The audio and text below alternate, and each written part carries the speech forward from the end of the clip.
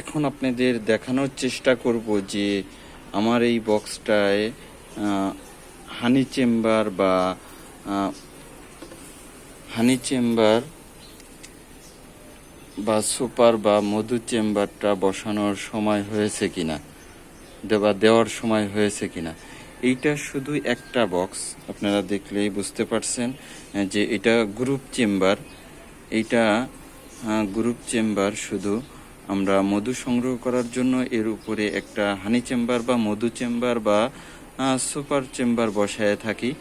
এখন বসানোর সময় হয়েছে কিনা আমার এই বক্সটায়, আমাকে অনেক ভাই কমেন্ট করেছেন, অনেক ভাই প্রশ্ন করেছেন যে ভাই একটা ভিডিও তৈরি করেন যে আমরা কখন হানি চেম্বার বা কিভাবে কোন সময় হানি চেম্বারগুলো বসাবো।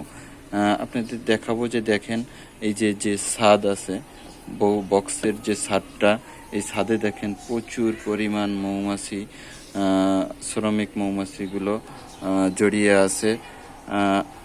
আর একটা বিষয় হচ্ছিল, আপনারা দেখবেন যে সাইডে দেখেন উপরে প্রচুর পরিমাণ, আমার এখানে 7টা ফ্রেম আছে, 7টা ফ্রেমই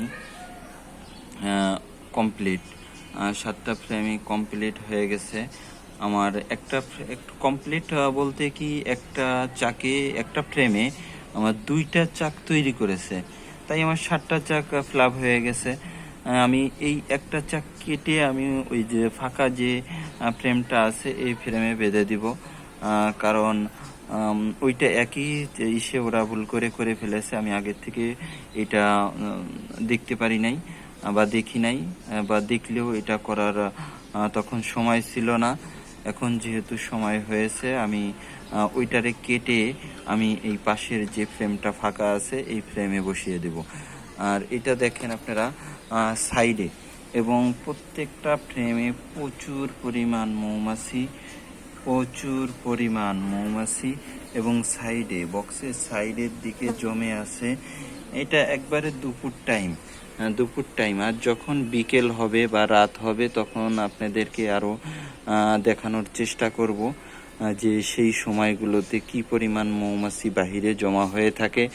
আপনারা একটা জিনিস খেয়াল করবেন যে বিকেলে বা রাত্রে যদি গেটের সামনে প্রচুর পরিমাণ মৌমাছি জড়ো হয়ে থাকে বা ভিতরে বা বাহিরে, আর বক্সের চারপাশে সাইড দিয়ে ফ্রেম ছাড়া বাহিরে বা ফ্রেম ছাড়া ছাদে যদি এই পরিমাণ মৌমাছি জড়ো হয়ে থাকে, তাহলে আপনারা ধারণা করবেন যে আমাদের হানি চেম্বারটা বসানোর সময় হয়ে গিয়েছে। এবং নিচের ফ্রেম থেকে দেখেন প্রত্যেকটা চাক কিন্তু উপরের দিক তুলে ফেলছে। এটাও একটা বিষয় যে উপরের দিক তুলে ছাদের সঙ্গে ওরা চাক তৈরি করার চেষ্টা করতেছে, মানে চাকটা বড় করার চেষ্টা করতেছে।